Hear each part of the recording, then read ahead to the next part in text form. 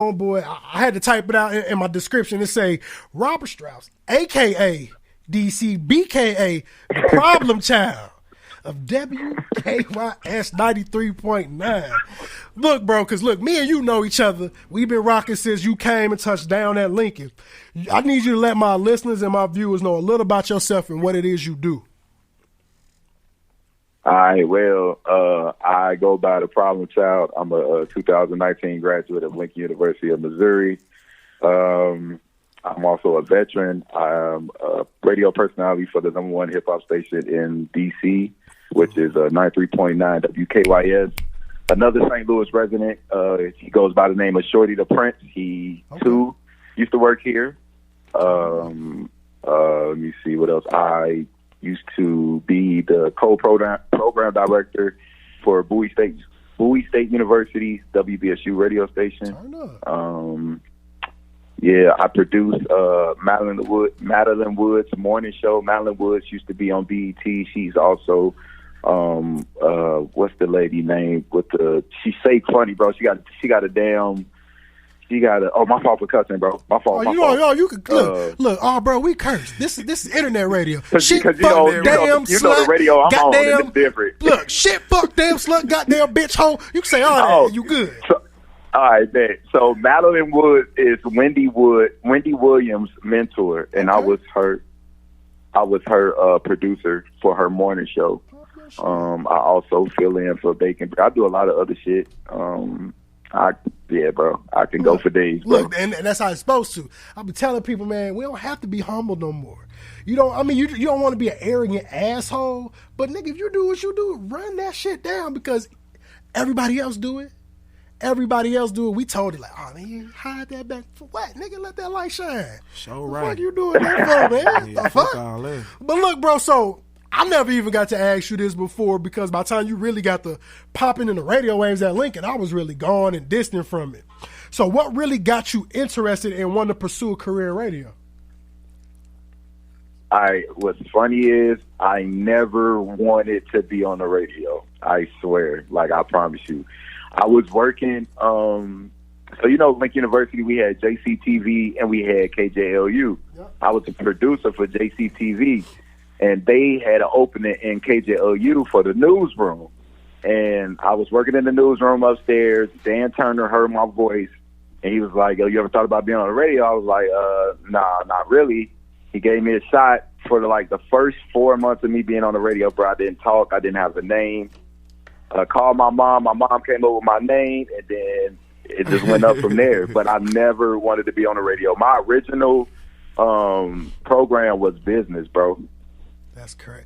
And look, bro, that's crazy because when I first got to Lincoln, that was initially my program too. And I low-key, like I was telling you when I was on your show, I wanted to do KJLU. Like I ain't never think to do the journalism program or didn't think I had to do it. But I straight went up in there one time like, bro, do y'all want somebody on the radio?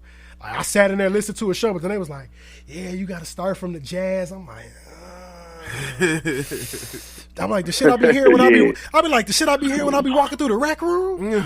I'm like, I don't know if I could do that all day. I'm like, I ain't got the jazz voice. But yeah, and it was like that. It was like that. But when I got on, I switched that shit up. Like I couldn't do the jazz, bro. Like, cause they was doing jazz all day, and I was like, yeah, fuck nah. Like, if we gonna do this, the right way.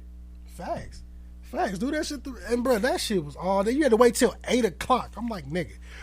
I used to hate when Lincoln wouldn't play nothing worthwhile until 8 o'clock. I'm like, bro, all this time, I don't want to hear the radio. I done heard so much goddamn smooth jazz and R&B from y'all asses that I'm done with it.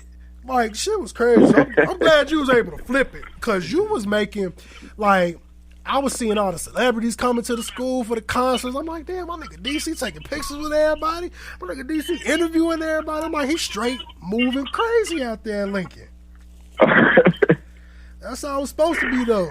So I mean, bro, you said you was producing for? Was it JCTV or LUTV? Because I didn't even know they had a radio, like a TV. I was the producer for JCTV at first, bro. Okay. Before I got to KJLU. Damn, bro. Look, I didn't even know JC had a TV station. Look, you learned something new. As long as I was at that motherfucker, that is fucking crazy. So I mean, bro, Yeah, we had our own. No, go ahead. Go ahead. Oh, we had our own. My class, my J school journalism class. We was the first class to have our own little news like network and shit, bro. Okay, so that makes sense then to why I didn't start seeing that shit until like years after I left. And I'm like, bro, why they wasn't doing this shit?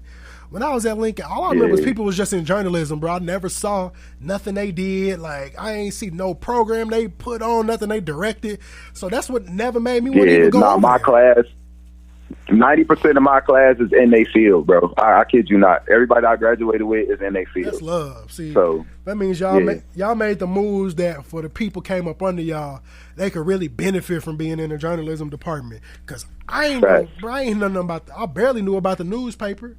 You never heard about who was writing them. The stories in there shit wasn't worthwhile reading when I was there. So I'm like, what's the purpose of y'all like department over here if y'all not shelling out people?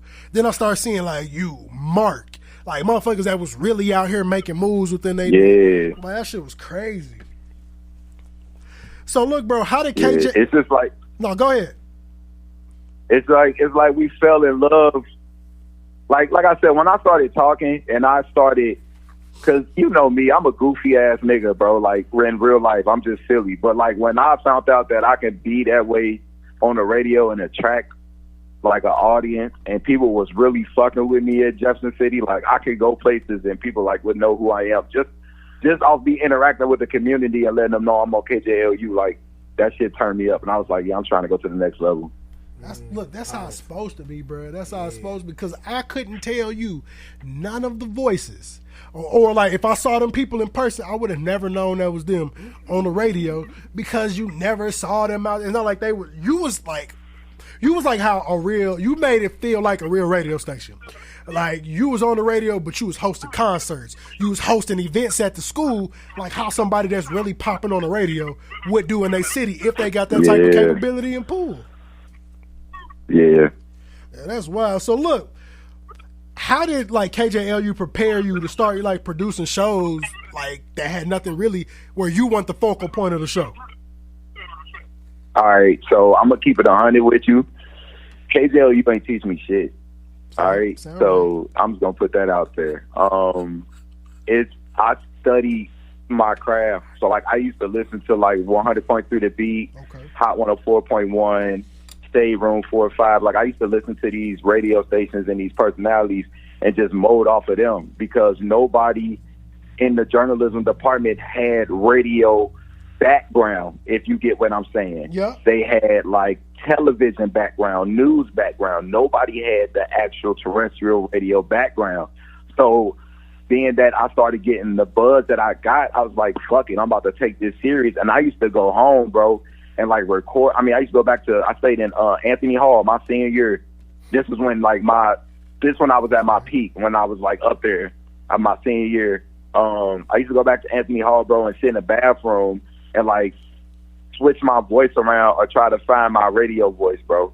Because if you go listen to a video that I got on my page, on my Facebook page of how I sounded on the radio now, and you hear, then you hear me now, you're going to be like, yeah, he definitely studied his craft. So like, KJLU ain't teach me how to do shit. KJLU taught me like how to break down PSAs, commercials and stuff like that. But producing all my shows, Radio 1 definitely taught me all that shit, bro. That's what's up. So look, me and you kind of came into that convo when I was on your show. I want you to tell how that whole, like, how you getting on there happened from you was at your other job.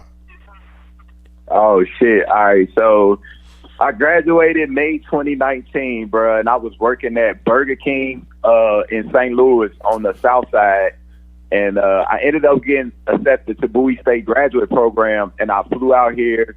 I transferred to Burger King, bro. So this is like 2-3 months of me being here. I'm a graduate. You know what I'm saying? I'm not in the field that I'm working at Burger King flat out. So I filled out my app for Radio 1 because the guy that's over WBSU, he's from St. Louis. He used to work at like Fox 5 and everything else. And so he put me on.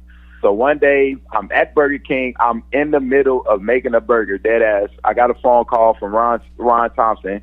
Ron Thompson was like, yo, I've been waiting for you. I've been looking for you. I sent you emails. I didn't get none of this shit. He said, yeah, bro. I